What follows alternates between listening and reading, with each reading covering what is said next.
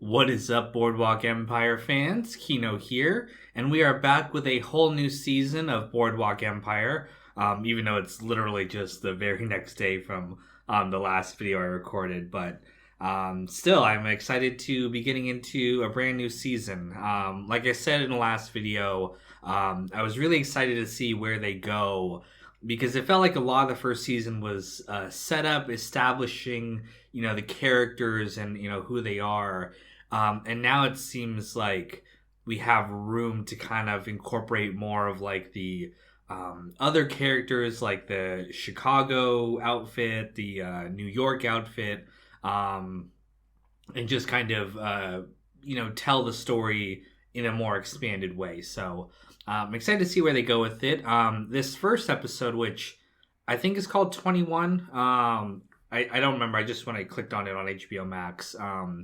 But in this episode, we have kind of the beginning stages of the plan to usurp Nucky. So, as we saw at the end of last season, the Commodore, Jimmy, and Eli are conspiring to take Nucky down and take control of the boardwalk. So, to that end, at the beginning of this episode here, they... well, before we even get into the story, there's this great opening montage where it's a lady singing a song about how when you get what you want, you just instantly want something else, and it's like it's impossible to make people happy, which I think is a very real thing that we've all experienced. Is you spend a long time chasing something, and once you get it, you either realize that it wasn't what you wanted, or it doesn't satisfy the deeper urge, and now you want something else. It's like a drug addict, right? Constantly chasing the high. I know for me, like doing this YouTube stuff, I was so excited in the past to get like 100 views on a video or whatever, and that was awesome. Now I'm like, well, I want way more than that because I've already had that 100 views. So hopefully a lot of you guys watch this video, but we'll see. But regardless, I thought that was a great thematic, intro to the season. And it does tie into, what happens in this episode. So Eli, I don't actually know. So basically at the beginning of this episode, the clan attacks Chalky White's operation.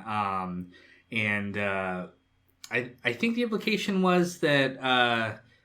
Eli and the Commodore are behind it, or at least the clan is allied with this group, which tells you something about this group, of course, and like probably how the writers feel about the morality of the Commodore or whatever. But they kill some of Chalky's people, and then Chalky kills one of them, which sets off the whole white community. So they have Chalky arrested just like to protect him because he's their ally. He's Nucky's ally. But we see that Jimmy has grown more and more distant from Nucky. A lot of it was a feeling of betrayal because he thought that Nucky loved him, although he's come to believe that Nucky just treats him like a son because he feels guilty about what happened to Jillian. Which, he's thrown in his lot with the Commodore, right? Who obviously is the one who did that to his mother, who, raped her, basically. I mean, she's way too young to have consented or anything like that. So, you would think that he would hate this guy, and he kind of does, but the other part of it is he's now in a position to take over Atlantic City, so it's the ambition and the greed. There's a great quote from Richard Harrow, who says, like, how does it feel to have everything, when he says that to Jimmy.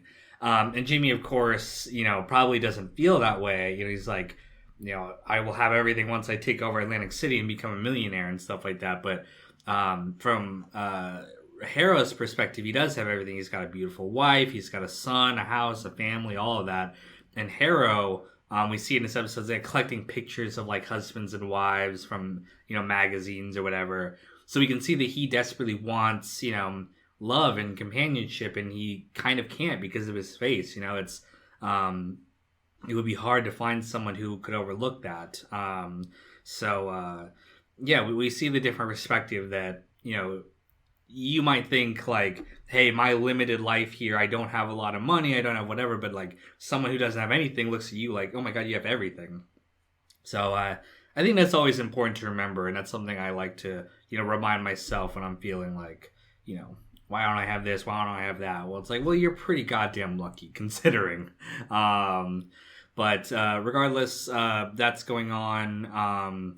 At the end of the episode here, we have Nucky arrested for election rigging again. I think set up by the Commodore.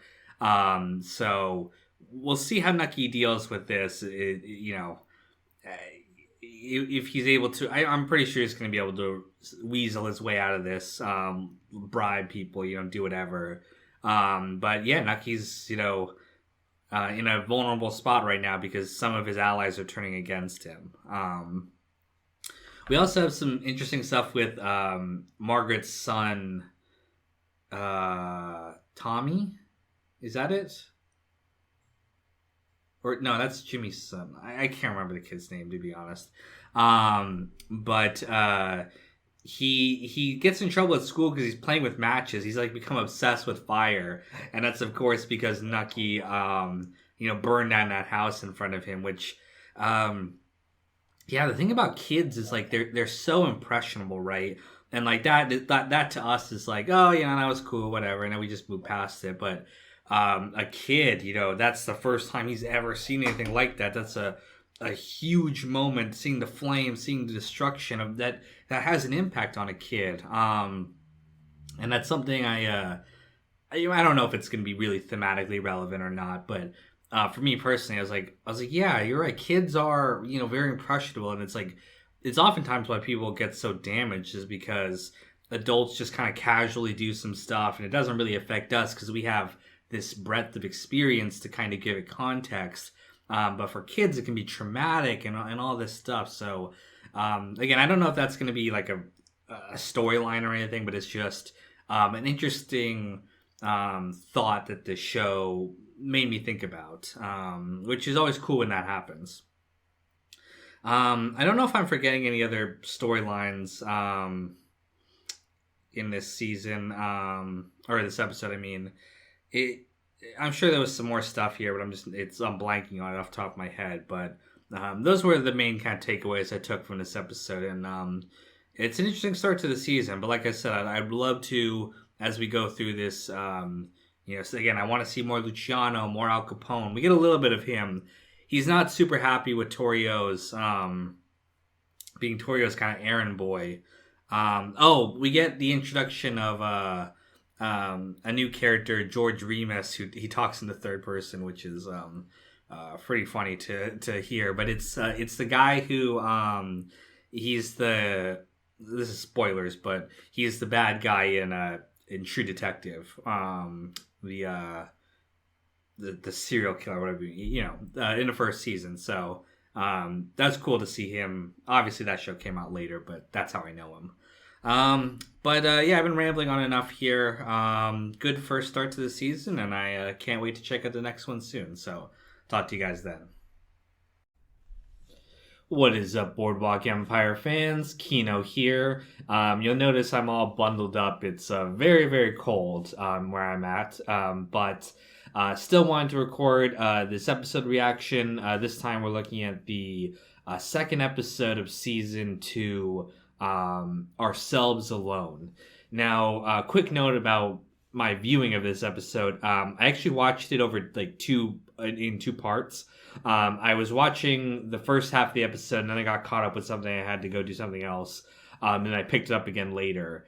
So the first half is not as fresh in my mind as the second half, which was what I just watched. I guess I could have just, rewatched it from the beginning, but I just clicked resume on HBO Max and just kept watching where I left off. But just keep that in mind. But in this episode, we're seeing the aftermath of Nucky's, arrest. We're seeing, all his ward bosses, all his political allies, they've all kind of abandoned him.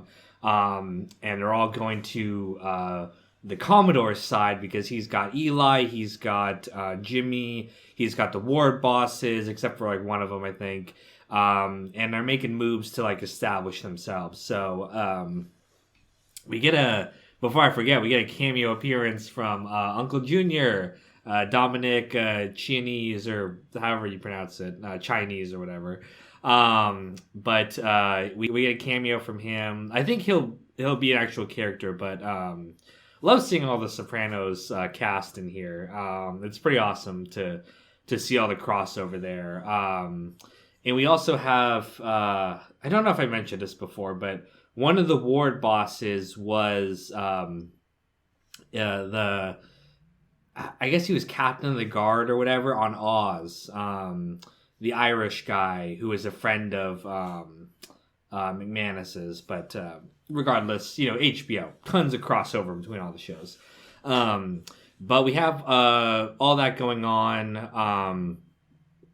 On the political side, we have Margaret really kind of stepping up and again showing her, her brilliance, so to speak, of she just instinctively knew that she needed to get the book that Nucky keeps all of his records of all his criminal dealings with, just out in the open, or hidden, but in his penthouse at the hotel that he works out of.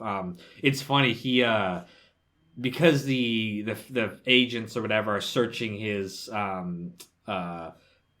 suite, he has to go work out of his actual like treasurer's office, like the one that the city provides. And when he walks in, the secretary's like she's surprised because she's like, he never works there, he always works out of his hotel.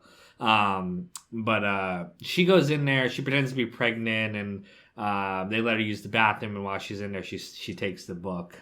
So very, very smart on her part, and we're seeing that she's not just Nucky's mistress, but she's a very intelligent woman in her own right, and is very much, I think they're going to lean into making her like a critical part. I mean, this one of the themes of the time that's going on is the empowerment of women, because they get the right to vote, and they're going to start holding positions of power even in this new, more egalitarian society. So it's definitely not we gotta still remember it's the 1920s or whatever, but I can definitely see them exploring like a feminist kind of agenda here, which I know is gonna make some people angry to see that, but it definitely fits with the times. So but regardless, we have that going on, and then we also have Jimmy in New York. He's trying to set up a deal with Arnold Rothstein to sell him liquor. Rothstein declines him, partially I think because I think he can see that Jimmy is not quite as, I don't know, I don't want to say incompetent, but he's like a little bit of a wild card, I think, for Rothstein. I think he's waiting to see how things play out. He's just not quite ready to step into that position. I think he's being forced to kind of step into it beyond his capabilities by the Commodore and stuff like that, but he's just not quite refined enough. I think a lot of the younger guys are. He strikes up a friendship, so to speak, with Luciano and Meyer Lansky. And there's actually, I think that's who it is. It's a young Bugsy Siegel, who's the kid Benny. He's kind of crazy a little bit, but that's he's even younger than them. He looks like a teenager right now, but he's that's the guy who will go and create Las Vegas as we know it. He established the casino trade down there and basically made Nevada what it is today.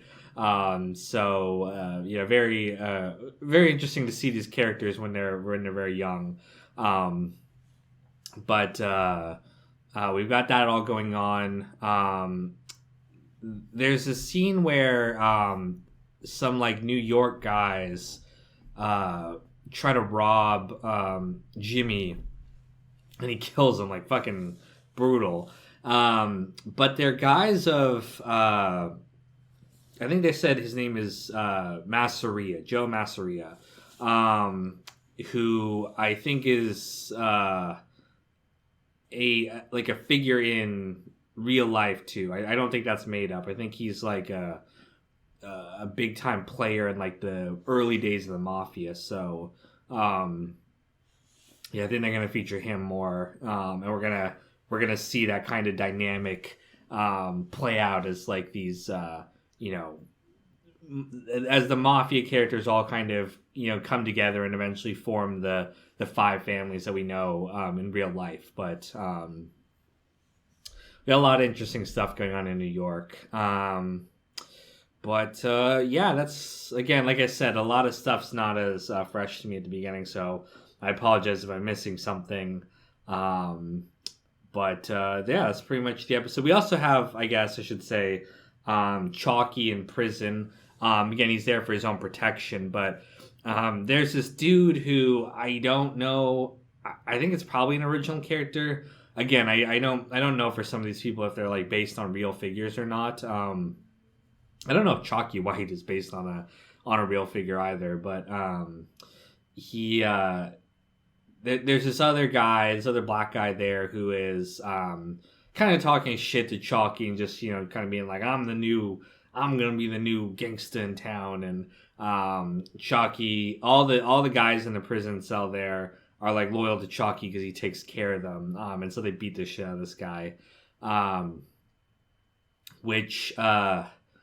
so the whole thing was that the guy was getting angry because Chalky was reading a book and acting like he was better than him.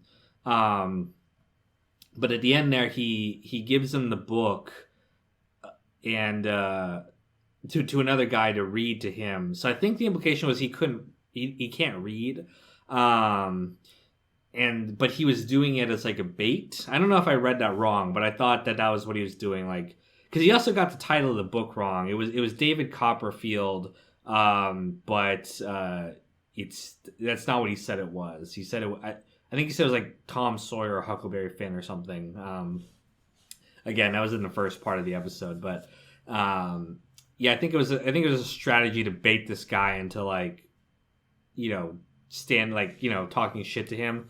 And then so he could like stomp him down and like show that he's the real boss of the African Americans of the Boardwalk. So yeah, interesting to see. I think they'll probably expand more on Chalky this season and show like maybe his side of the criminal business and his connection to his community and how it interacts with all these other people. But yeah, we got a lot of interesting political stuff going on here, both like political in terms of the politics of the senators or whatever, and then also political in the politics of crime. So definitely got a lot going on here. But that's pretty much all I had to mention for this one. I'll check out the next episode soon, and I'll talk to you guys then. What's up, Boardwalk Empire fans? Kino here, and we're back with another episode reaction. This time we're looking at what I think is the third episode of Season 2, A Dangerous Maid. Now, this episode kind of focuses on the female characters more. We get a focus on Margaret and Lucy. And specifically, the Lucy storyline is pretty interesting. So, Van Alden, who knocked up Lucy, has her kind of stashed away at his boarding house or wherever he's staying at. And the agreement is that in return for money, she'll basically be hidden away, not cause a scene for him, basically, while she's pregnant. And I don't know what happens after the baby's born. I don't know if they said it or not. I missed it. But I don't know if she's going to keep the baby or he will, or... Because his wife wanted a baby, and I'm thinking of like, the Handmaid's Tale of like the Bible story or whatever of like, the wife can't get pregnant, so the husband impregnates another woman and that gives birth to the baby. So I'm wondering if that's what they might do here, but regardless, for now, he's got her kind of locked up in the apartment there. She's going crazy because, she's a socialite. She wants to be out and about, drinking, which she does, and she smokes too. But I think this is before they knew that caused harm to the baby. But she wants to be out and about, but he won't let her. And it comes to the point where it looked like she was almost considering like jumping off the stairs to like have a miscarriage and like lose the baby. Because again, so much of her identity is tied up in being beautiful and being, this socialite bunny, whatever. So she's definitely, and plus she's also pregnant, so that causes some wonkiness. But she's suffering from some mental problems here caused by, Van Alden's treatment of her. But in a nice moment at the end here, he kind of relents and like buys her a record player to just have her have some like entertainment in her life, which again is not perfect. Like he should still let her out and respect what she wants to do, but again, he's really concerned about his reputation. I think that's why he has her locked up. And it's a nice kind of moment though at the end here where he kind of learns to give in a little bit and not be so like, wrapped up in his puritanical, like, music is sinful or whatever kind of attitude. And I know it's not going to work out between the two of them, like, definitely, because, come on. It's obvious it's not going to work out, but I kind of like the two of them together. She's a very different person than he is, and vice versa, and it works well a little bit to see them have that kind of opposite influence. Like she's kind of influencing him to let loose a little bit, and maybe he'll get her on the right path and not being so much of a wild girl. I kind of like that. I think they're cute together. But yeah, it ain't gonna work out. But we've got that going on, and then we have plot line with Margaret where she is looking for her brothers and sisters who have come to America from Ireland, and apparently like she left the family like in a negative way. I think maybe they didn't like that she left Ireland at that time, but she wanted a different life. And she tries to call them. I don't know. Maybe I missed something. I just wasn't paying attention, but I didn't understand. So she called the hotel where they were staying, or the apartment they were staying at, and asked for the name was Peggy Rohan. And they told her that Peggy Rohan died. But apparently it was her because the servant was like, oh, that's you, isn't it? Maybe it was like a code she was trying to send to them, be like, hey, I'm Peggy and I'm still alive. Although I don't know, I didn't quite understand that, because why would she change her name to Margaret? It's not like she was hiding or something. She married that German guy who was abusive to her. So I don't know. I didn't really understand that plot line, but maybe I'm just stupid. But regardless, there was also this not weird, like I understood what it was, but it was like she has a moment when she's like depressed and she like starts drinking with the servants and like, call me Margaret, we're all friends, we're all equals, why put on airs?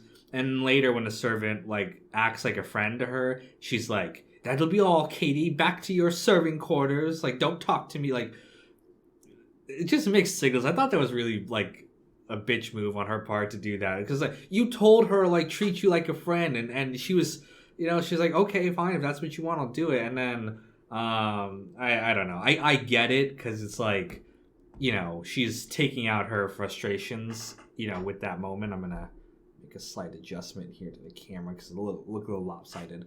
But yeah, just that just rubbed me wrong, but I get it's a character thing. Regardless of that, we also have the storyline of the Nucky versus the Commodore continuing. There's a great scene where Nucky just barges in on them when they're at dinner, and causes this big scene where he knocks over the plate and everything, and it's like, I get it, like he's just airing his frustration, but I'm like, come on, Nucky, you look so childish doing this. Like, act cooler than this. You're our protagonist here. Not that Tony didn't have his moments too, and I'm not trying to compare the two shows because they're very different, but act a little bit more respectable than rather than just throwing a hissy fit when you see them. But that's pretty much everything that happened in the episode. Oh, we also have that guy Owen Slater stepping up. He's looking like he might be like an enforcer for Nucky. I wonder if him and Margaret are gonna have some kind of romance together, because when he's first introduced at the house, they share a moment when they're like unfurling the thing, and he's a lot younger than Nucky and a lot better looking, to be honest. So I'm wondering if maybe Margaret and him will have a little side thing going on. We'll see if that manifests. But I saw some like chemistry between the two of them. You just have like Jimmy doing his normal thing of we have a great scene with him and Al Capone, which is nice to see them back together again. Always love Richard Harrow.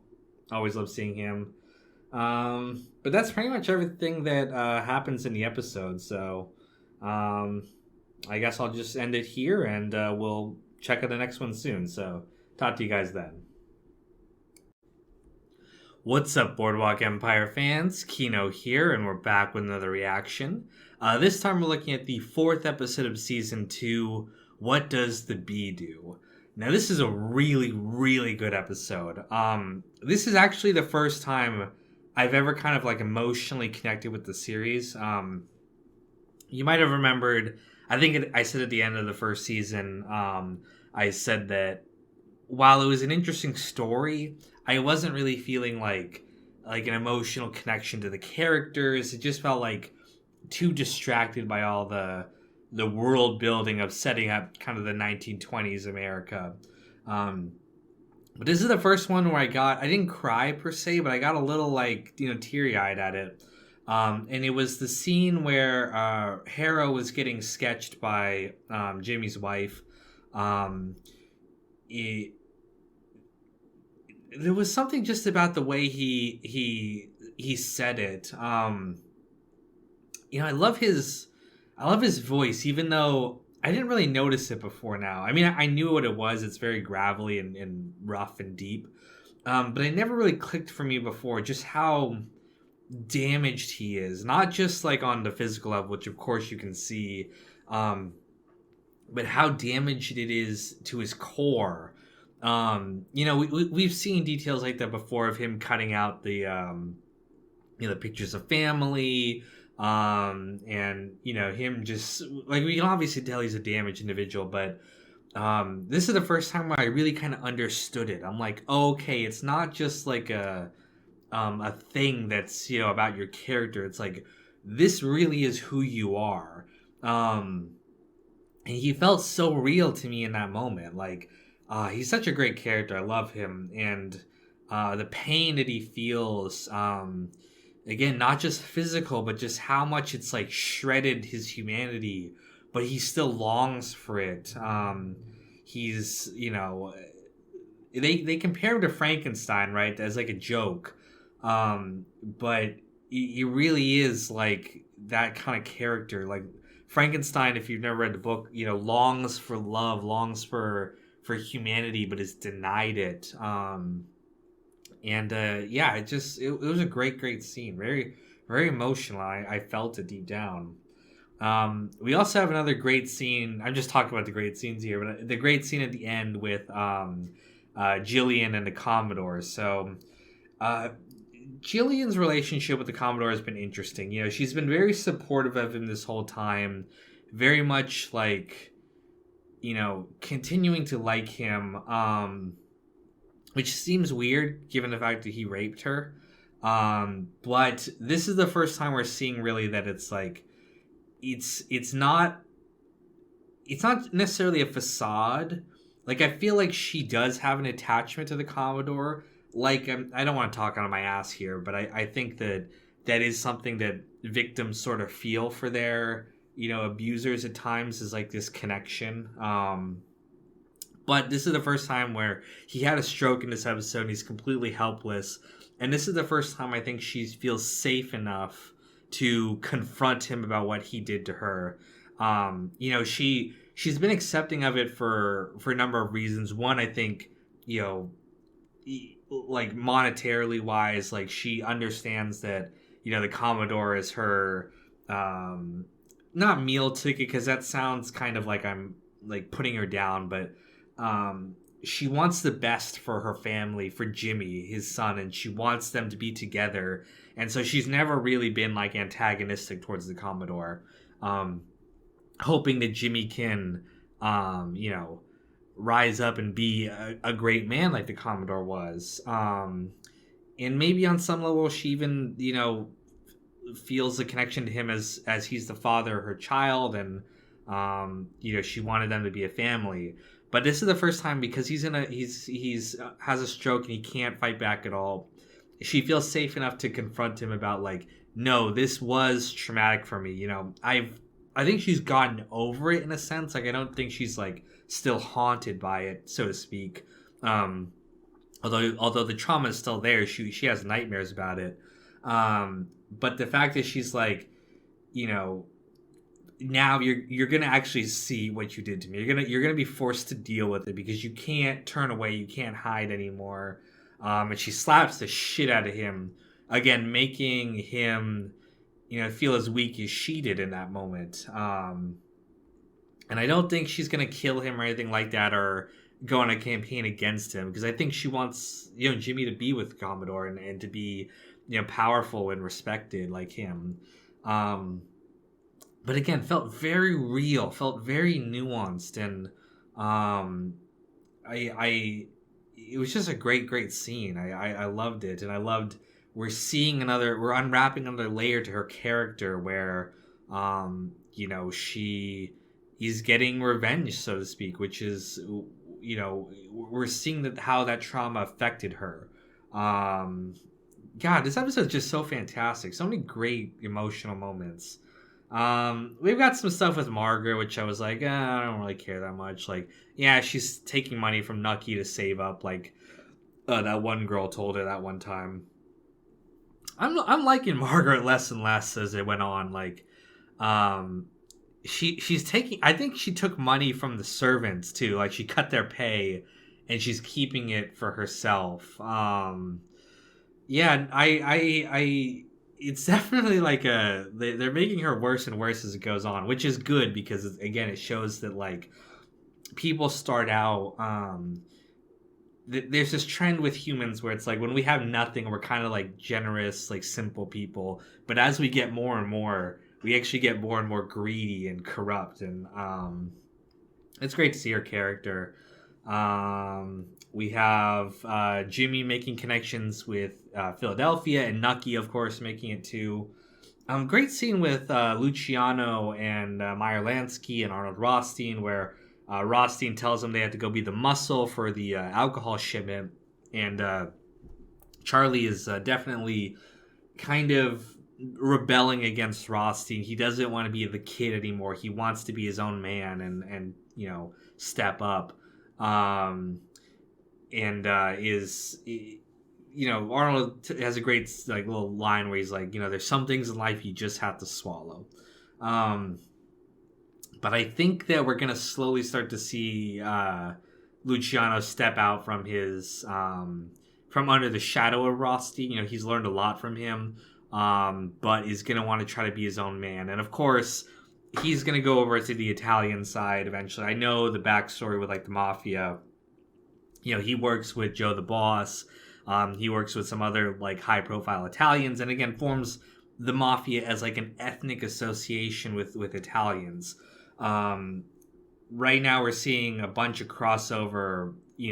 There's even a line, I think it was last episode maybe, where what's his name, Al Capone was talking about how the fact that he married an Italian and Jimmy married Al Capone married an Irish girl, and Jimmy married an Italian girl. I didn't know she was Italian, but again, we're seeing it's a very like diverse time period, but it's actually gonna like get less diverse. It's like it's going to become more ethnically associated. Like all the Italians are going to be together, all the Jews are going to be together, all the Irish are going to be together. When right now there's a lot of crossover, and of course, I also had to talk about this the plot line this episode with Chalky White, who we see him at a community meeting where he's very generous to everyone, but the wives of the guys who were murdered by the KKK demand vengeance for what happened, and he can't really provide it right now because Nucky won't let him,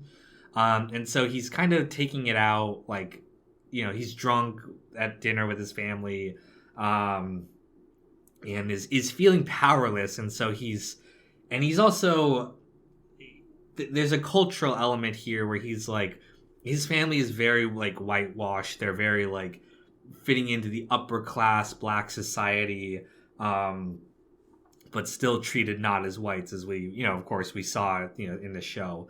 But he still is like, I don't fit into this world. Like he wants the best for his family. That's why his son's educated, his daughter's educated. But at his core, he's still, a country person who, hates a little bit that he has to kind of, give up his ways, so to speak, when especially since I think he feels the hypocrisy that his violent kind of brutish ways are the thing that made his family wealthy, but it's also kind of alienating him from them. His wife especially is trying to go completely upper class here, but he doesn't necessarily want to lose touch with his his roots there, and I think that's a very interesting character conflict for him. Again, making him feel very real.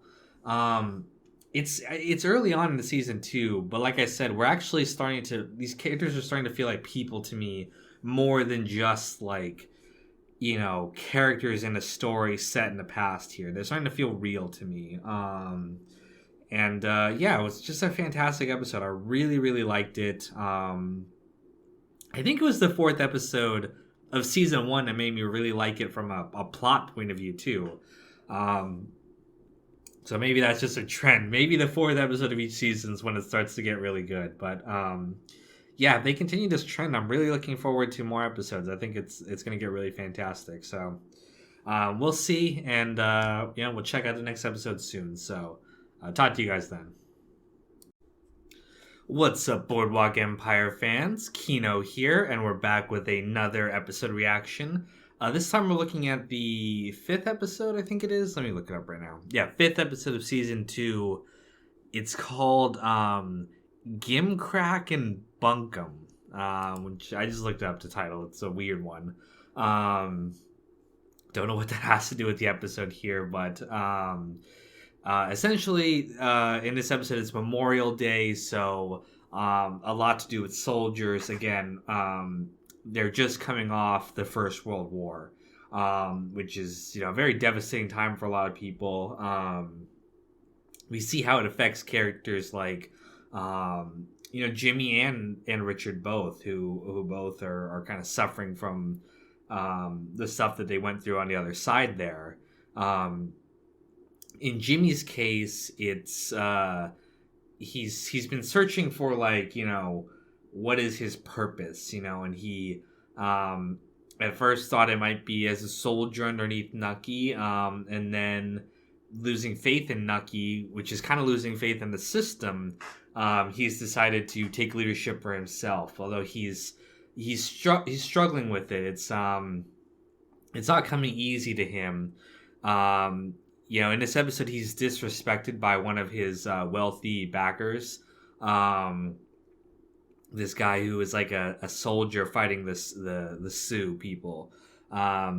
Which, again, it always it fascinates me how interconnected history is. Like, some of these old people in here were old enough to remember Custer's last stand, or even have been there. And that is true. That history is it's not just discrete chunks. There's like people who lived across centuries, right? I read somewhere that there was someone who was present for Abraham Lincoln's Gettysburg Address who later watched the moon landing. And again, it's very interesting to me how people are connected like this. I think there was even like someone in the show who I think they mentioned before that they were alive during the Civil War, which makes sense. What is that, like 1860s? Yeah, it's interesting. The historical aspect of the show is very interesting, but we have some brutal violence this episode, like really brutal. I thought the part where they scalped the dude who disrespected Jimmy as like a form of revenge was I accepted that one because it was very poetic. It's like this guy was talking shit about Native Americans the whole time and kind of implied he deserved it. And then obviously, of course, Jimmy wants respect and revenge, so they scalped the dude as a lesson. We also have some brutal violence with Eli, who Eli realizes that like Jimmy doesn't know what he's doing, and he tries to go back to Nucky, and I think this is gonna bite Nucky on the ass. It's like he should have just taken him back. He should have been gracious and like taken him back into the fold, because I don't think this whole plan of his to get out of the political charges is gonna work, because even though he struck a deal with the prosecutor, right, there was no guarantee. The show made a point of emphasizing that, so I don't think it's gonna quite work out the way he thinks it is, and it would have been nice to have Eli in his corner there. But again, Nucky's pride and betrayal and all his feelings like that are getting in the way. Again, like Tony Soprano, but I don't think we're quite at that level yet of character development for Nucky. But regardless, Eli, is very flustered after they get into this really bad fight, really brutally, they almost kill each other basically. And then Eli is approached by one of the aldermen or whatever the bosses the underbosses. And this guy's thinking about backing out now that he realizes the Commodore is incapacitated after his stroke. And so Eli kills him and brutally just beats him to death. But we can see that it's just a lack of control. Like, Eli does not have things under control. That's this whole thing. Both sides are really floundering. And it's not going well for either of them.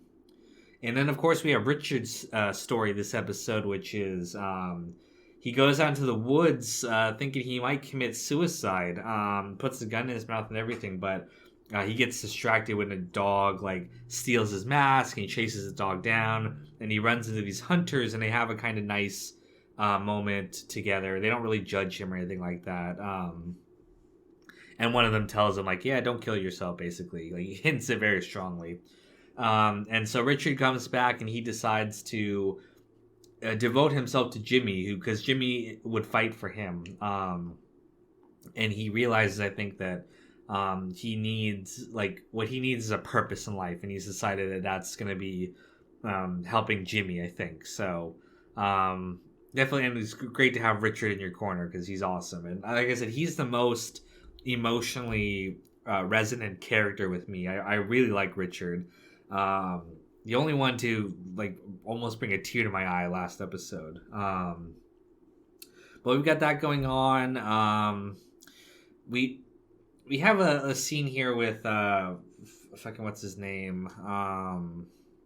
The Irish guy that works for Nucky now, the cool guy. I don't like him, to be honest. He very much seems like this Han Solo kind of, I'm a lovable scoundrel, and I'm sleeping with all these women and stuff, and I don't know, he sleeps with the one of the housekeepers, so maybe he won't have a romance with Margaret, but I don't know, he's a little too cheeky, a little too I know this character, right? He's the rapscallion, the carefree scoundrel, type. I don't know. I'm not a huge fan of him yet. Maybe they'll get there, but he's just a little too carefree, a little bit too cool. Like he knows he's cool, and that's kind of annoying. Um, this is also one of the first episodes. I mean, I've noticed it, of course. I mean, throughout the show, you know how like people criticize The Sopranos for like really excessive nudity.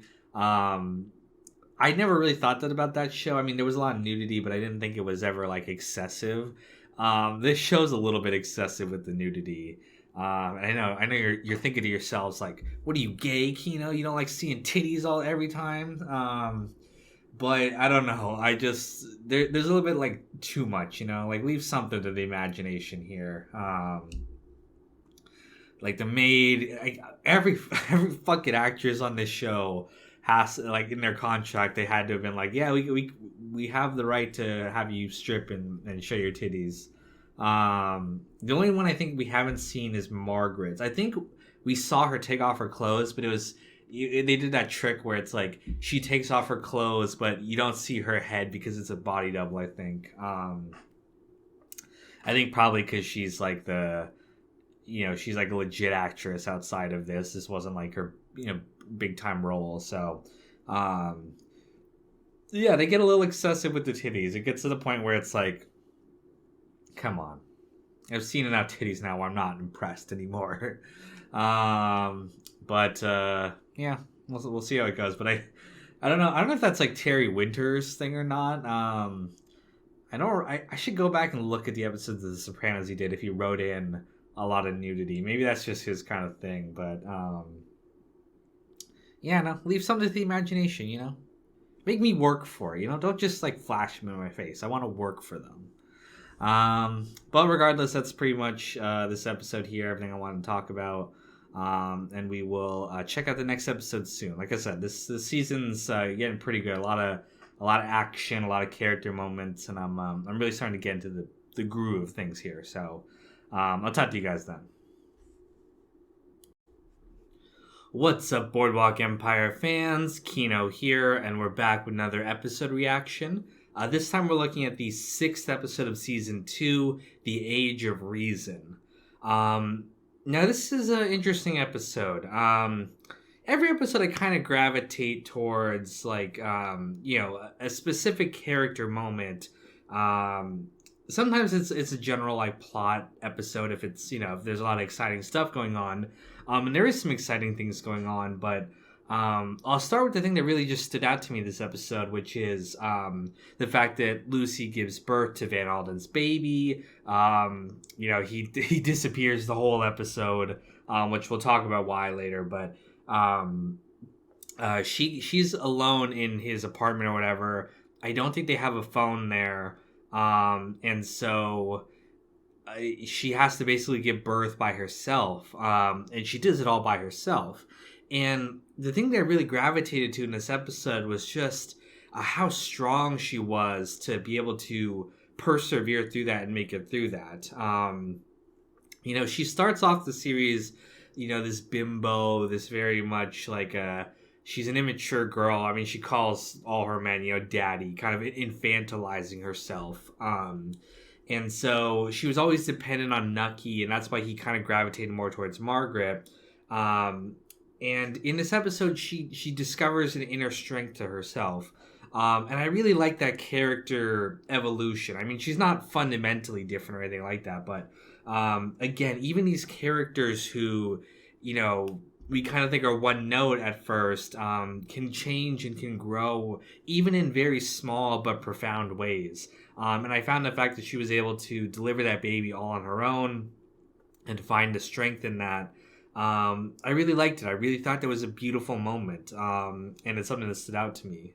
Of course, at the end of this episode, Van Alden's wife discovers what has happened here, and she storms off. So we'll see how that goes. But it's interesting, Van Alden's story in this season, which is, of course, he got her pregnant, and he's feeling guilty about that. But also, too, the agent got burned last episode. The explosion, left him with 3rd-degree burns, and he says, like, to Van Alden, like, I know you, I know what you did.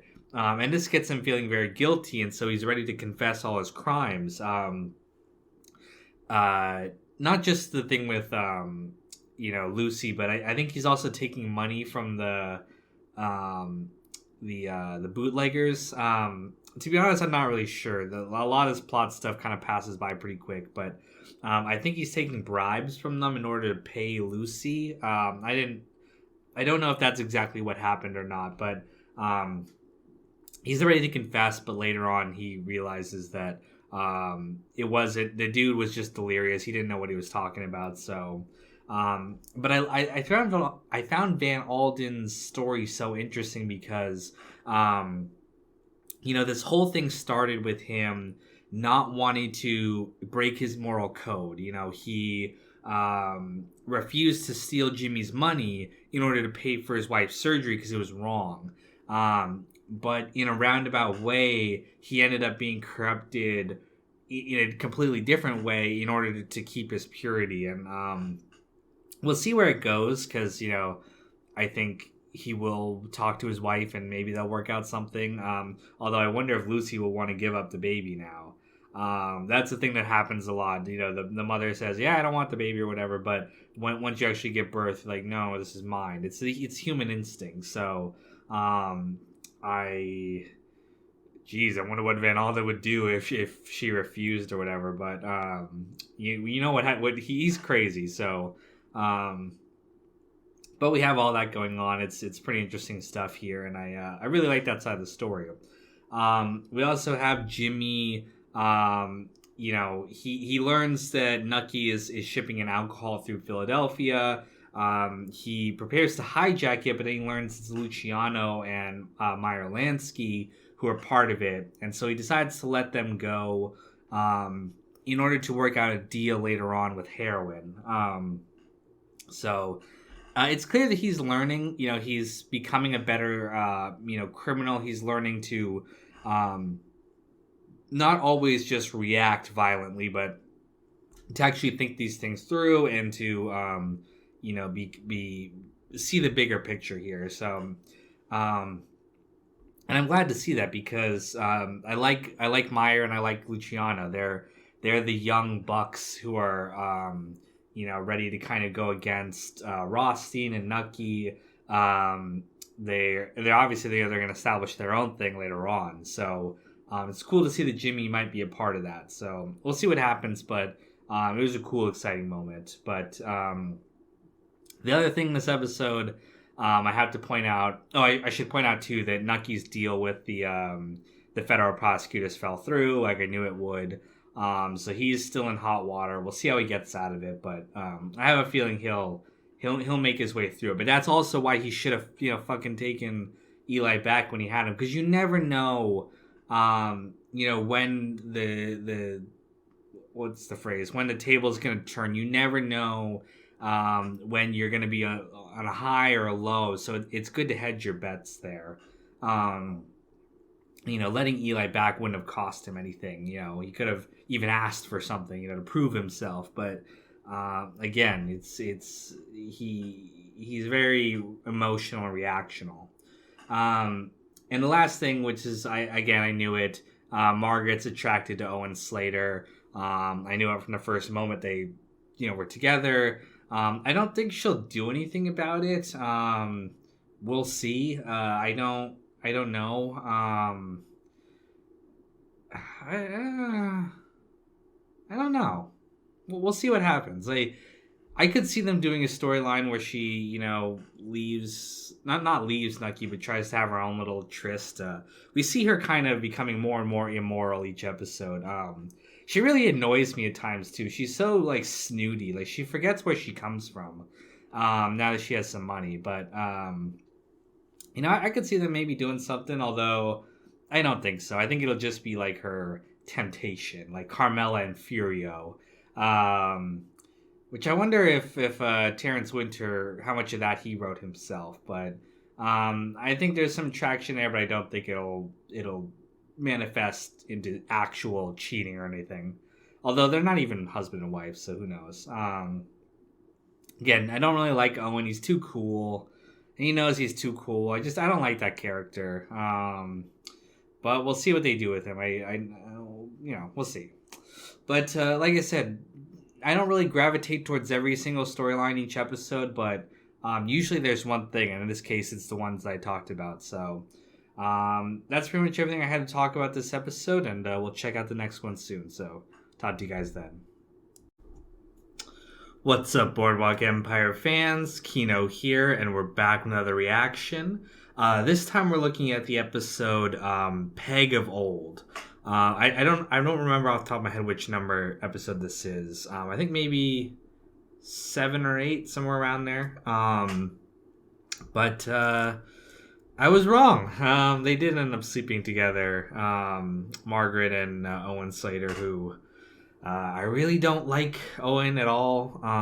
He's just, I don't know. I've said this before. He's just like, he doesn't really strike me as interesting. He's just the cool one. But they end up doing that.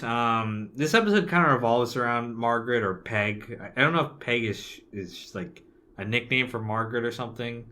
Peggy. I don't know. I don't know where that comes from. But in this episode, she goes back to New York and actually meets with her family. It's her brothers and sisters who she left. They grew up in Ireland together, or at least some of them. Some of the younger ones don't really know her that well.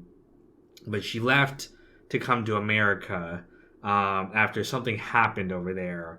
I guess she slept with some guy and got pregnant and had to like run away because that wouldn't sit right with her family. And so her family, one, they view her as a stranger, but her brother in particular doesn't like her anymore. Thinks that he doesn't really consider her family anymore.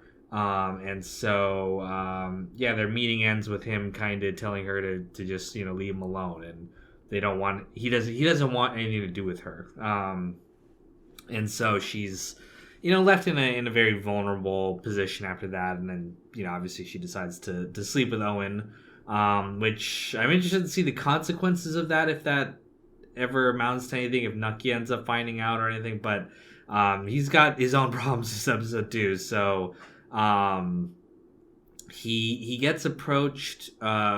One, there's a new prosecutor out for his case, right? This female assistant district attorney, which I didn't know they had those early back then. I mean, I know that women just got the right to vote, but I didn't know that they could be lawyers and high government officials like this. I don't know the history, but I kind of feel like that's something they invented for this show. I don't know. I don't think I could see in the 1920s them being that progressive enough to allow a woman to be a prosecutor like this. But I don't know. Maybe it's a real historical figure. Who knows? So the deal that he had in place fell through. They're going to prosecute him. But he learns in this episode from Lucy, who comes to him and shows him Van Alden's baby. And he learns that Van Alden had this, affair and has this baby now. And he offers to pay Van Alden to spy on her. And Van Alden, I think, considers it because he needs money to pay Lucy because they had this deal.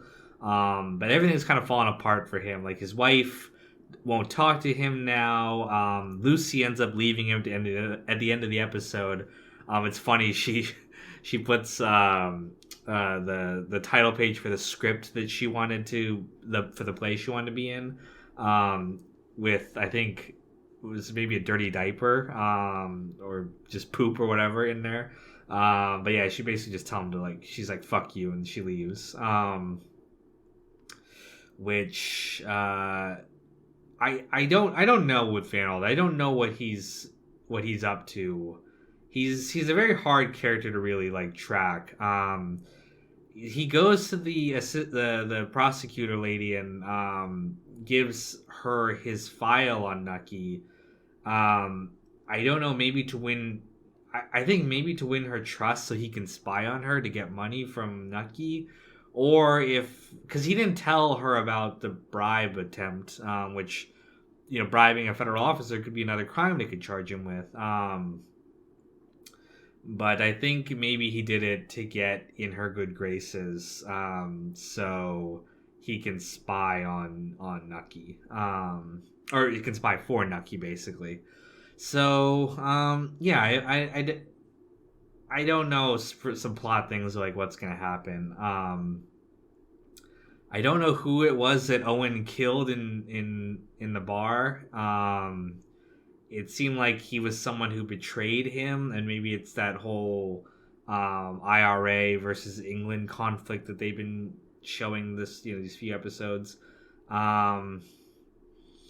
Yeah, plot wise, also in this episode, there's something stupid where I was like, so Jimmy goes up to Nucky and like has this little moment where he's like basically just like not taunting him, but like kind of, I think, relieving his guilt over what's going to happen to Nucky by talking to him right before the assassination attempt, which is so stupid. Just have the guy go behind him and blow his head off. But he gets killed by the federal agent right afterwards, who saves Nucky's life. And they do set that up because earlier in the episode you can hear that they put a tail on Nucky, a federal agent. So it's not coming out of nowhere, but I was like, come on. You set this whole thing up and then it falls apart. I don't know. Plot-wise, this episode I wasn't that impressed by anything. Yeah, I mean, I don't know what to say. This episode just didn't resonate with me. I didn't really care about the stuff that was happening. Mostly Van Alden. The Van Alden stuff was kind of interesting, but yeah, I don't really have a lot of thoughts. I was just like, some shit happened. Nucky got shot in the hand, and I'm just wondering what he's going to do about Margaret if he ever finds out, but who knows if he even will or not. Probably will. The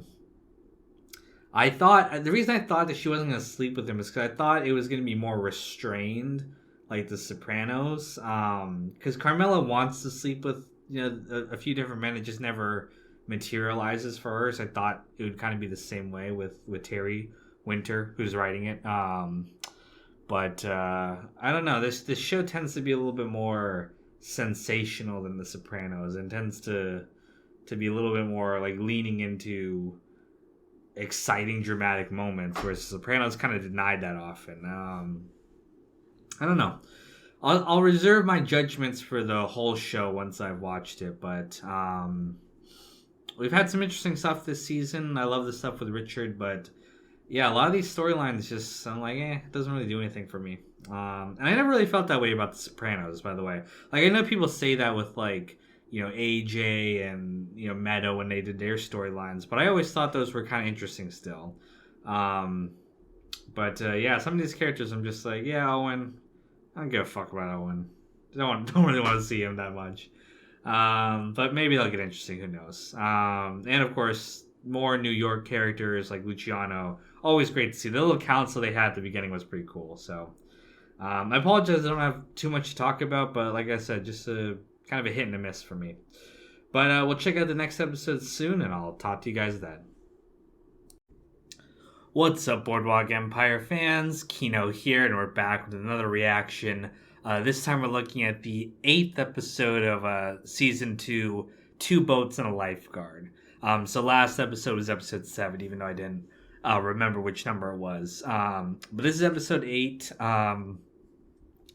This one's a lot better than the last episode. I think the plot has moved forward, and we're getting some interesting developments here, some interesting like schemes going on. So, in the wake of Nucky being shot, he faces another kind of personal tragedy, which is his father passes away, and we know that, of course, he didn't get along with his father. He hated the man because he was abusive to him growing up.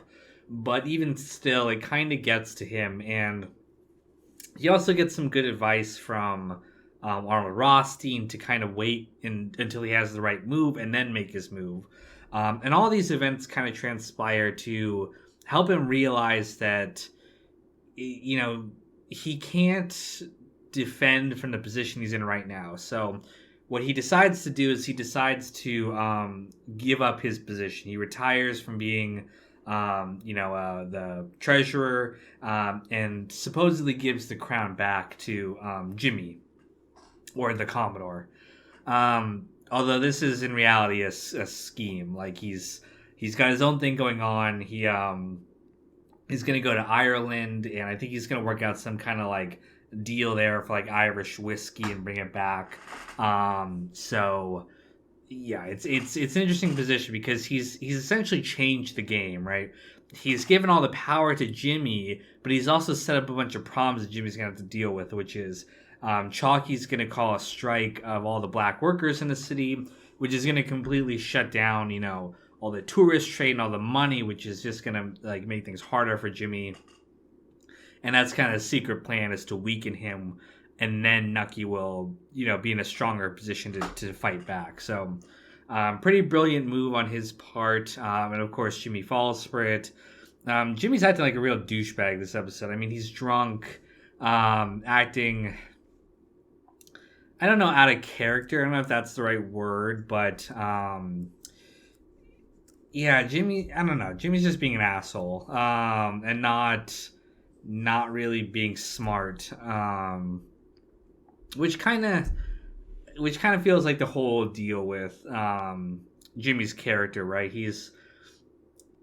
He doesn't think far ahead. He reminds me a little bit of Christopher in a way, although not as like goofish, not as stupid as Christopher, but just a little short-sighted. And he's obviously dealing with his own stuff, this episode, but yeah, I think the situation with Manny's gonna bite him on the ass. He fucking throws Mikey over or Mickey Doyle over the railing at the party. Just acted like a total douche, but still pretty funny to see that happen to Doyle. But regardless, we got all that going on. His wife starts sleeping with another woman, or kissing her, but probably they're going to sleep together. She's been suppressing that side of herself. And she also learned what Jimmy's been up to this whole time. So she's probably pretty upset by that. And, she's going back to her, what her true interests are, which are other women. So we'll see what happens there, but I could see some marital problems with Jimmy coming up here. I feel like everything is going to collapse for him, and I think he's going to be in some real trouble here. But we'll see. Got Van Alden hiring a nanny to kind of take care of his daughter. We don't see too much of it, but at the end there, he puts the money behind the painting. I think what's going to happen is the nanny's going to find the money and, like, steal it. It's kind of like a red or a Chekhov's gun situation where if like you're hiding money, someone's gonna find it, But we'll see. And it's also, they don't establish in this episode whether he's spying for Nucky. I actually don't think he is anymore. I thought that at first, but apparently he was just trying to clear his conscience with the prosecutor lady. That's why he gave the file, but at least for right now, it didn't look like he was going to spy on her for Nucky. Although, you never know. I'm trying to think what other plots happened this episode. Yeah, I mean, we got some good character stuff with Nucky, right? When he's like crying at his dad's wake. Although he was acting, tough in front of Eli. Eli is really weak to me. Like he's someone who, like, he's like crying and stuff, and trying to make nice with Nucky when he almost had him killed there, and he was the one who suggested it. So it's like he's very much, it's like Nucky said, he can't really take responsibility for his actions, which is why I don't think it's gonna work for him either. I just think this side of it doesn't have what it takes to survive in the game. And it's interesting to see also too the older guys like Nucky, Arnold Rothstein, and Johnny Torrio, and they're kind of learning that their proteges are going independent, so to speak. They're the pups have grown fangs, and they're they're trying to take a bite out of these people. So we'll see what happens, but definitely, we're going to start to see these guys kind of come into their own. We know, of course, Al Capone becomes a huge figure. Lucky Luciano, Meyer Lansky, they surpass their mentors, which is always cool to see. I always like that storyline in any kind of series where the protege surpasses the master.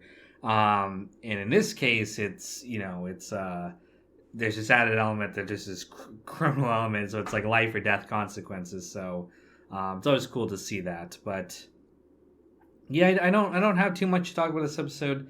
It was definitely interesting, and I can't wait to see what the Ireland plot goes, like what the deal he strikes with the IRA is. But regardless, we'll check out the next episode soon, and I'll talk to you guys then. What's up, Boardwalk Empire fans? Kino here, and we're back with another reaction. This time we're looking at the 9th episode, I believe, of Season 2, Battle of the Century. Now, the title refers to the boxing match between Dempsey, who we've seen in a number of episodes before this, and then Georges, I don't know how you pronounce it, Carpentier, a French boxer. And this was, of course, a real-life boxing match. Dempsey won. He's a very famous historical figure, very famous boxer. So it's cool that they included him in this. But it's also referring to, I think, the conflict between Nucky and, the Commodores, people like Jimmy. And the fact that Dempsey wins, I think, is an indication that Nucky's going to win, too. I'm almost sure he's going to win because there's 5 seasons of this show, right? But I think just based on what we've seen, he's going to come out on top. And in this episode, we actually get an interesting change of location. Nucky and Owen travel to Ireland in order to sell the Tommy guns that we saw last episode to the Irish in exchange for whiskey. Because the Irish are currently fighting kind of a revolutionary war against the English. This is a conflict that will last until our age here. It's the English have always kind of controlled Ireland and taken it over and been kind of cruel to the people there. And so they want their independence and they're willing to fight and die for it. It looks like for a little bit that the conflict might end because there's a peace negotiation, but the key IRA people don't want to give in to the English demands or whatever. So they decide they want to keep fighting, so they kill the other guy and decide to press on with the war.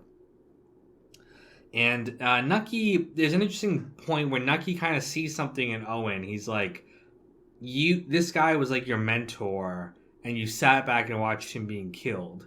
And I think that's going to cause a little bit of distrust because he's like, what if he turns on me like that? That's a theme we're seeing throughout the season, right? Is the young pups kind of going up against the older dogs. We see that with Jimmy. We see that with Al Capone, with Luciano and Meyer Lansky. And that's just a constant theme of this season. But I think, the old dogs are still going to, bite back against that. But we have that going on. Then we have the plot line with Jimmy. He's now the king of Atlantic City, so to speak, although there's some danger coming there. And he decides to partner with Waxy Gordon, the guy out of Philadelphia, he's the actor is the guy who plays the warden in Orange Is the New Black. He's really funny in that show. But he decides to have Manny, the Jewish butcher guy, killed because one, because he owes him money, he doesn't want to pay it.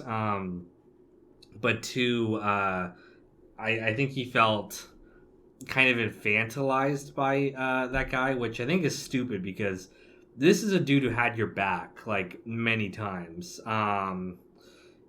he was there for you. He's hounding you about the money and stuff, but you haven't paid him. He hasn't like tried to kill you. So I think it's stupid that again, he's very arrogant, Jimmy. Like now that he's got the power, we're seeing like a change in him.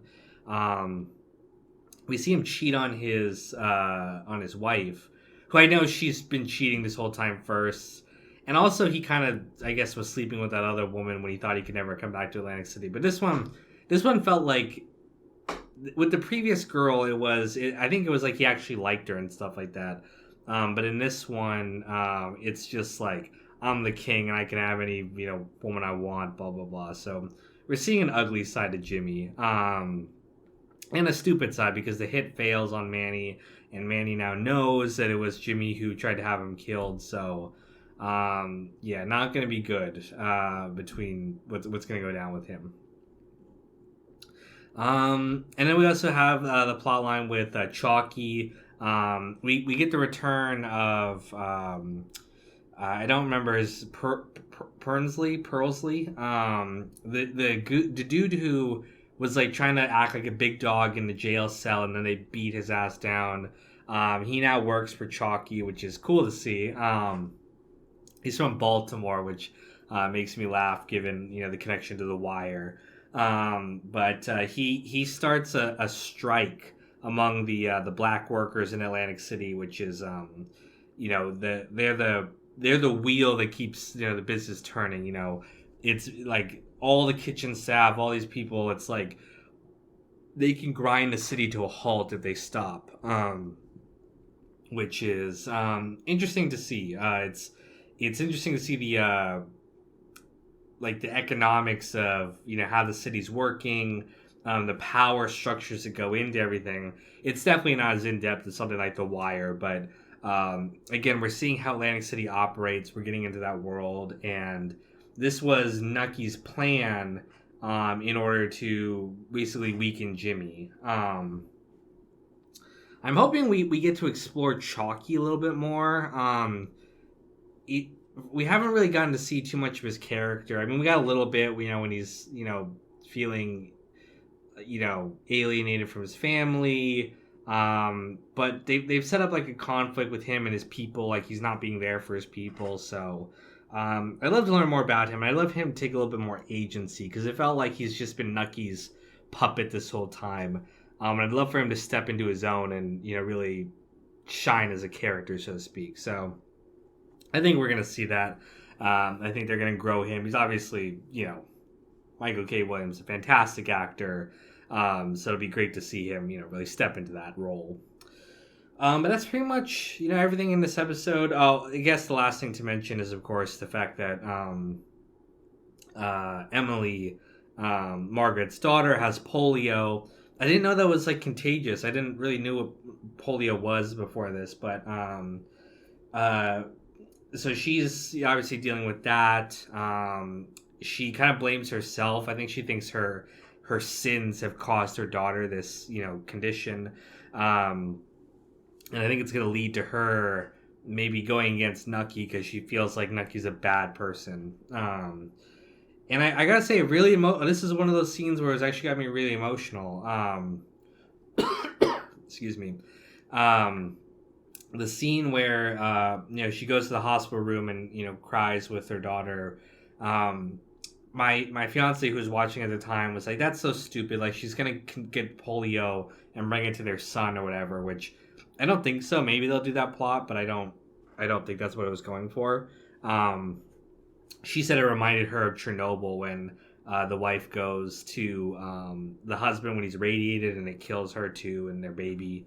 And she thought it was very stupid, but I actually, and I'm usually like that. I'm usually a very like logical person, but this time it was kind of turned on its head, because I was more like, oh, I get that. Like, I understand, it's not about logic. It's just about, you're scared you're going to lose your child. And, you don't want to endanger your other kid, but you're not even thinking about that. One, because it's the 1920s and they didn't understand germs as much back then, but also it's like, my child is in pain and I need to be there for him. It's just like a maternal instinct.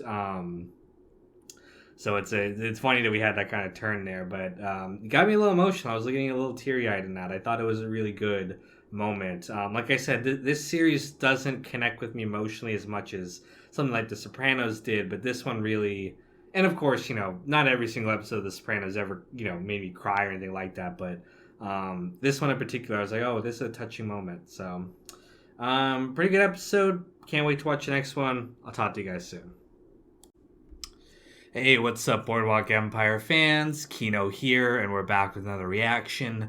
This time we're looking at the 10th episode of Season 2, Georgia Peaches. Now, excuse the disheveled look. I just got off the treadmill. I was, walking while I was watching the show. Before I get into this episode specifically, I wanted to bring up something from last episode, Battle of the Century. Sometimes after I watch these episodes, I sit with it for a while, and then something will click for me that I didn't think of originally. But one element from the boxing match between the two guys was the French guy was known as like a patriot. He fought during World War I. He defended France. He was kind of a war hero in that regard. At least I think that's what his reputation was. But Jack Dempsey, the American guy, he was a draft dodge, or at least that's what the show said. Like there was a reporter asking him about, did he dodge the draft? Did he do whatever? So again, it's kind of this recurring theme throughout the season of like war and service and things like that. Jimmy obviously went off to war, so he kind of represents, I think, the French guy's side. Whereas Nucky was kind of all about, draft dodging, doing what's best for him. Not that he was going to be drafted, but I'm just saying that he didn't want Jimmy to go to the war. He could have gotten him out of it if he wanted to. So he represents Dempsey. And I think that's kind of a metaphor for how the battle between them is going to play out. I think Nucky's going to win because, that boxing match, again, is just kind of representative of that. But that's just what I mean by sometimes these elements click for me after I watched them, and that's something that I thought about later on. But now we get into this episode. So we're seeing the aftermath, or not the aftermath, but the results of all of Nucky's kind of ambitions. He's flooded the city with cheap Irish whiskey that he traded the guns for in Ireland. So now Jimmy has no way to sell his alcohol because the city's full up. On top of that, you've got the African Americans striking their working conditions, and that's killing the businesses and stuff. And so it's he's basically on two fronts attacking Jimmy, and Jimmy's just really not equipped to handle this. His other backers like Luciano, Al Capone, they're out money too because they all went in on this alcohol together, and now they don't have a way to unload it in Atlantic City. So, he's driving a wedge between his allies, just weakening him, and it's going to lead to, I think, Jimmy losing in the end. On top of that, Jimmy's making his own fuck-ups, right? Like, he tried to have Munya killed, and now Munya goes after him. And in the last scene, very sad, was his wife Angela is killed by him in a very cold-blooded move. I get it from his perspective. He's like,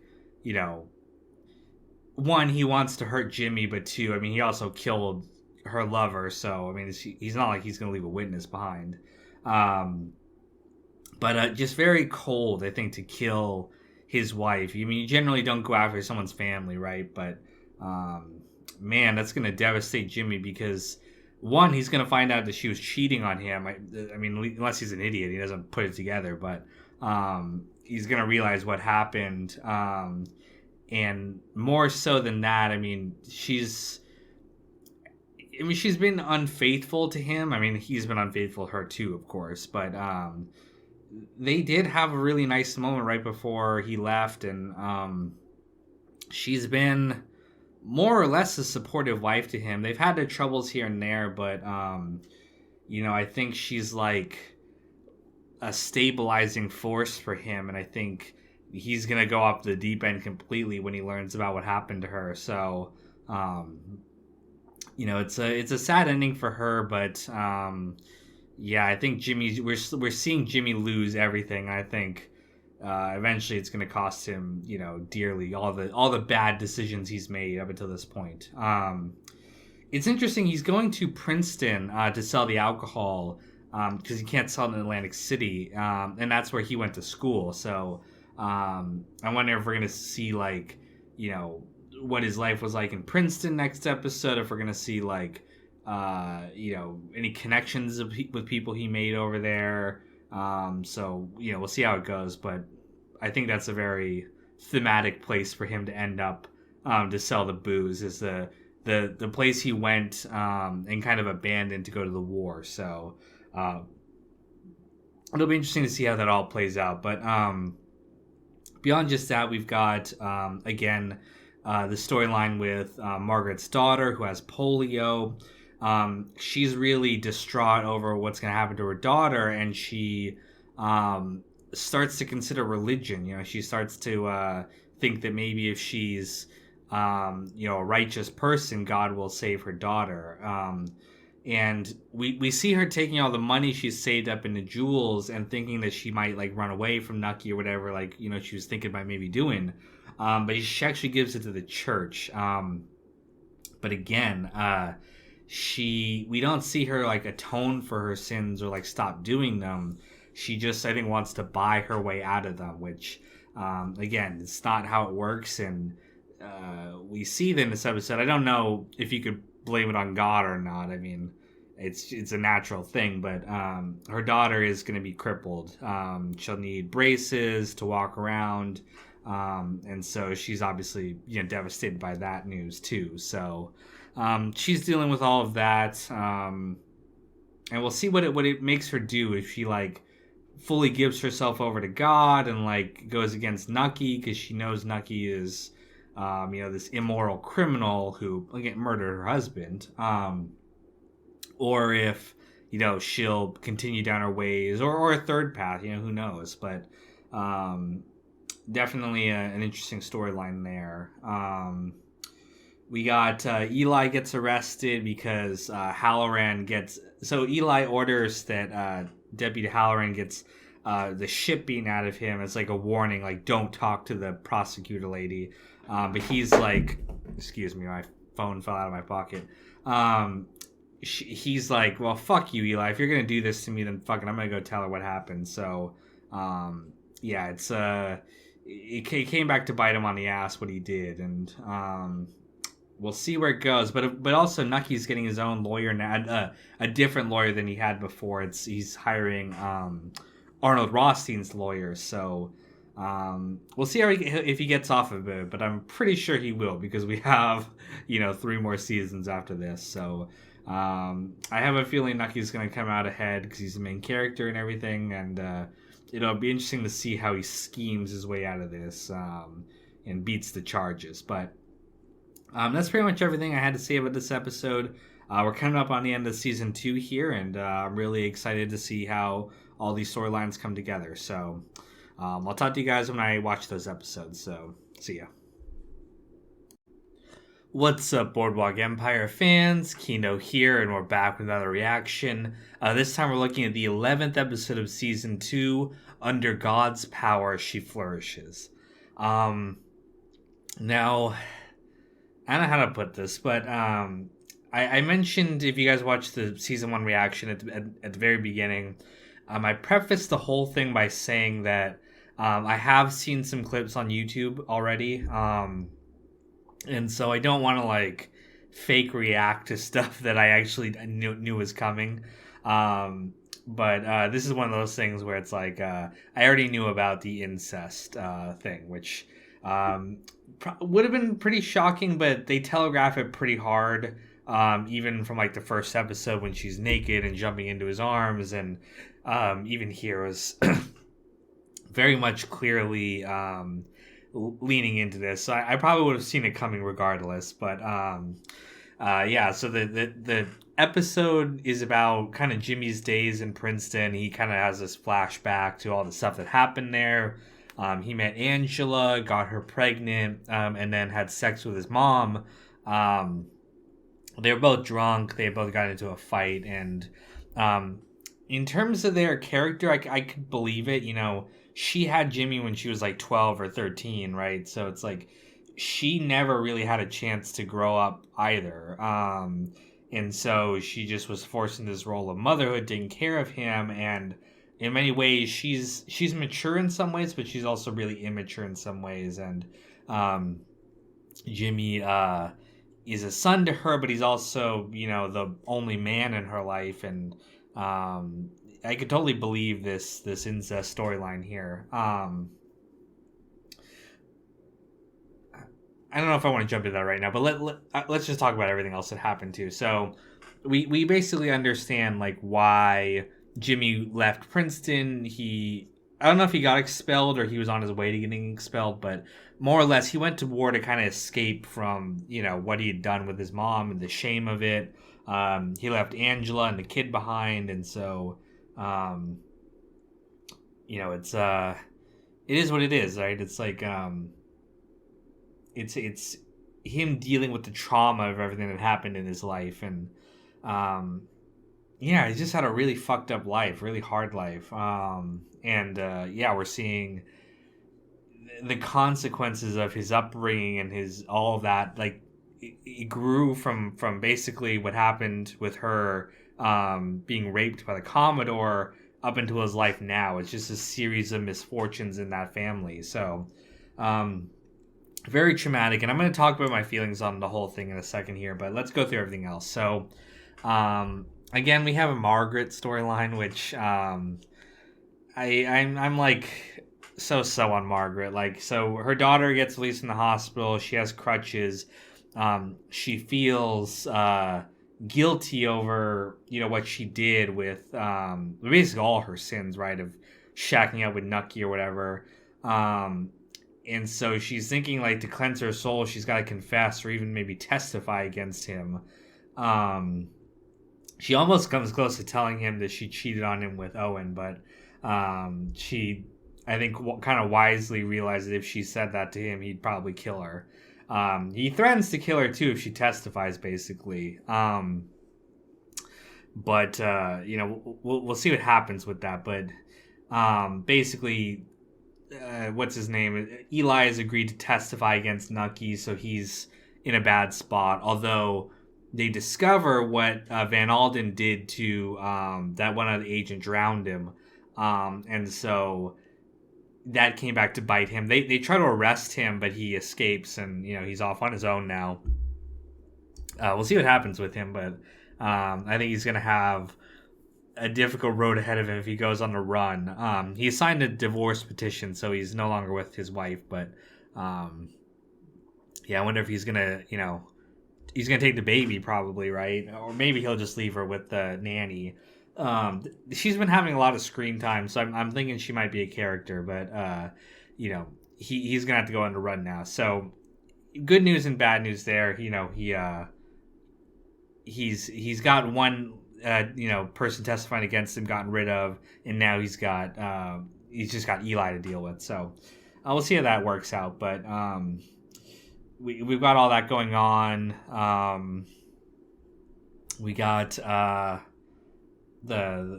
Al Capone, Luciano. They're all kind of basically done with Jimmy at this point. Even Mickey Doyle is like, you know, setting up to betray him. So I think the end for Jimmy is coming here. Like, he's not going to be able to maintain control of Atlantic City, especially after he killed the Commodore this episode. So okay, let's jump into my thoughts here on, like, you know, the whole thing. Maybe I should talk more about it the next episode, the season finale, but I'm just having a hard time really, like, being grounded in any of these characters. And I guess what that means really is, like, I'm having a hard time really, like, relating to them or really understanding their journey. Like, it's a series of things that are happening, and I understand the things, and I understand the character motivations behind them, but for me, they haven't really been adding up in a like really satisfactory way, like a really thematic way. Like I can't really tell you, like from The Sopranos, right from the very beginning, we see that it's kind of Tony's moral descent as he becomes a shittier person, as he deals with all the things in his life, and how his insecurities and like all his character problems manifest themselves throughout his relationships and all the things like that. So the toxicity of it all. And I really feel like by the end of season 2, I'd really kind of understood that, and kind of like all the actions made sense in that lens. I have a hard time applying that same mentality to this show. And again, I don't know if it's fair to compare Boardwalk Empire to The Sopranos, except for the fact that it's Terry Winter who made it. And so that's the only reason why I would compare it to The Sopranos, even though I know it's a different show. But for a lot of these character journeys, like, I don't really... like. Maybe it's just because I'm dumb or something, and feel free to guys to point out that, like, oh, you should, of course, know what Jimmy's thing is or whatever. And maybe it will come with more seasons, right? We're only on the second season, but I really don't... I can't put into words really what Jimmy's character story is. Like, he's reckless at the beginning. He's reckless pretty much throughout the whole thing, but... with like Christopher, that's someone who I'd really compare him to, right? Because he's... if Nucky's supposed to be Tony, not that he's supposed to be Tony, but like he's the main character, Jimmy would be his Christopher. And Christopher's journey was always trying to find a sense of his identity and what he wanted, and being undermined all the time by Tony. But that doesn't really seem to be the storyline here. It's like Jimmy kind of undermines himself. Maybe the story is just that Jimmy is so traumatized by all the events that happened to them, he is never able to find himself, or all those things like basically just ruined him and led to his demise. Maybe that's his storyline, but I really can't say the same thing for Nucky either. It's like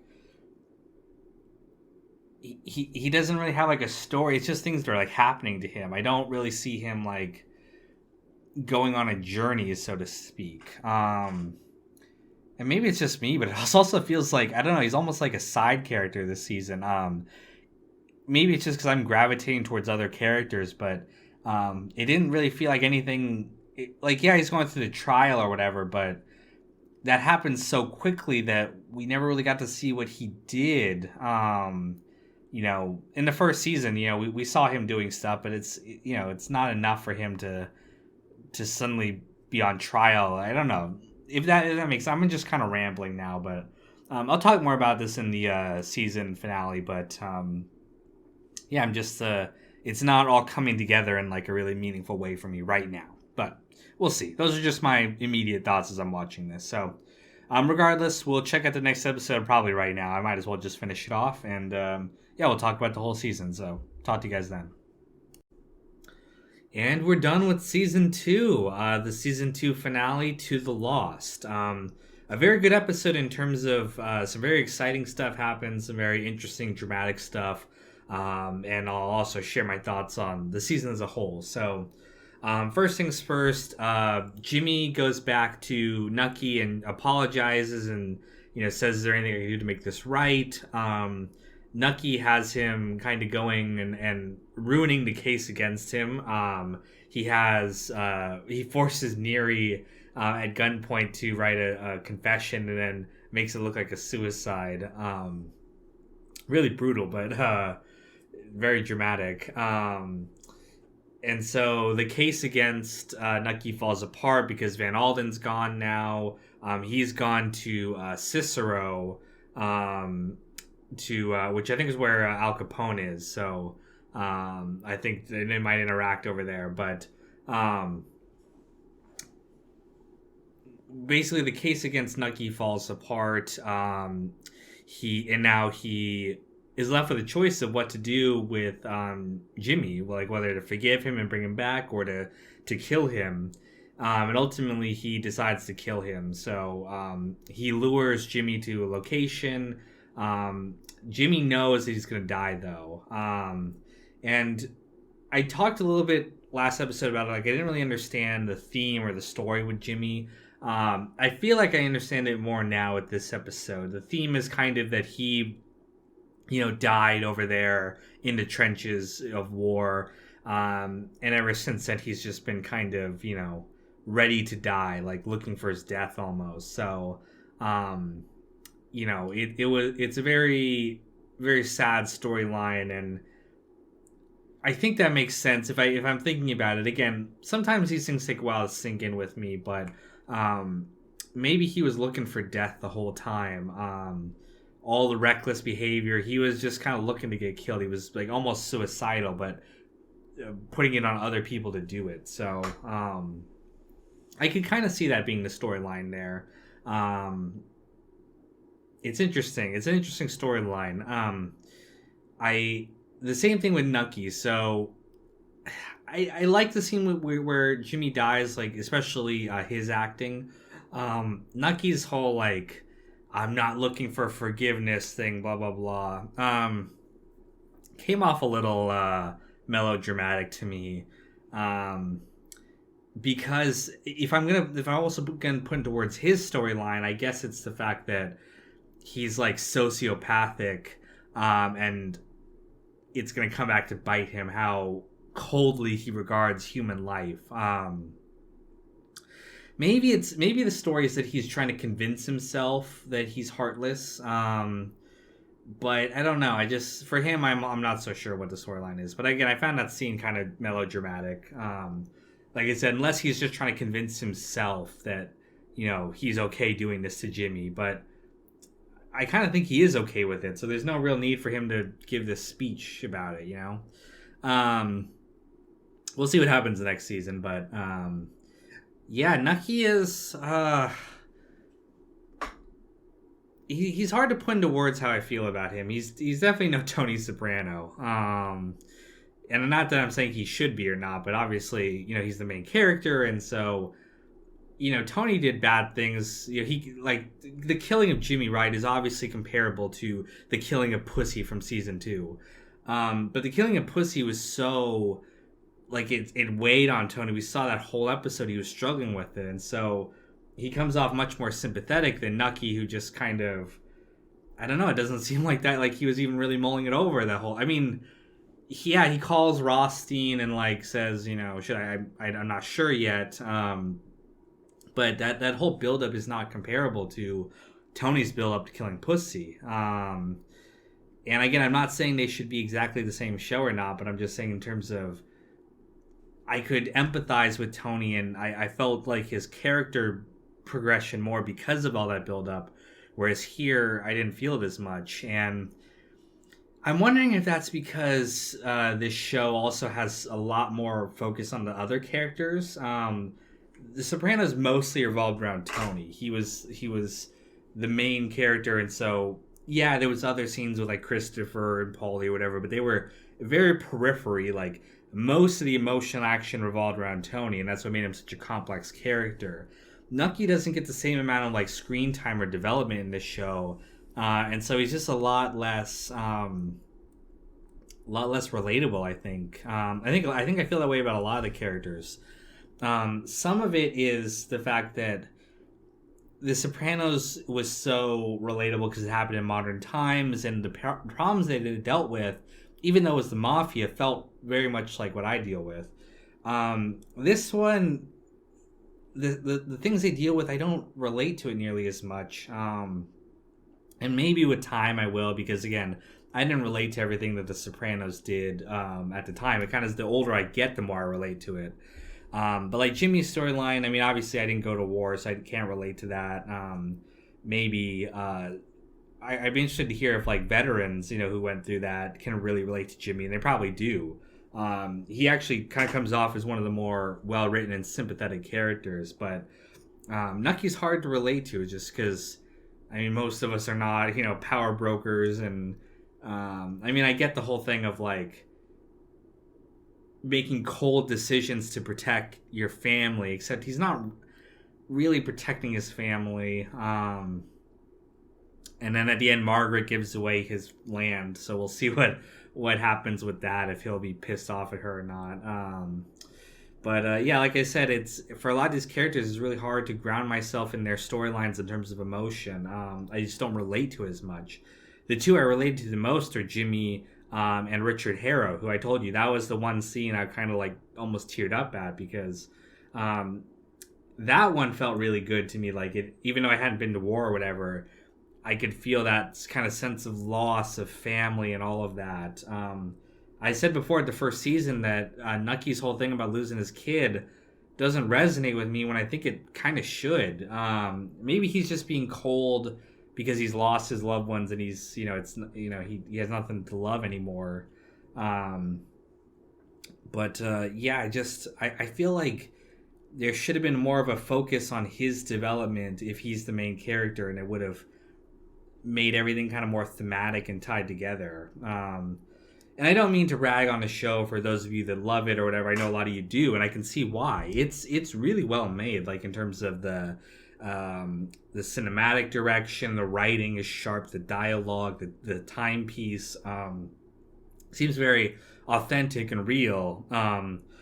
But I just can't help it in my mind compare like the emotional story journey that we're going on to The Sopranos, because it's Terry Winter. He was the best writer on the show, but and again, we have 3 more seasons to go through, but from what people have told me, seasons 1 and 2 are considered the best.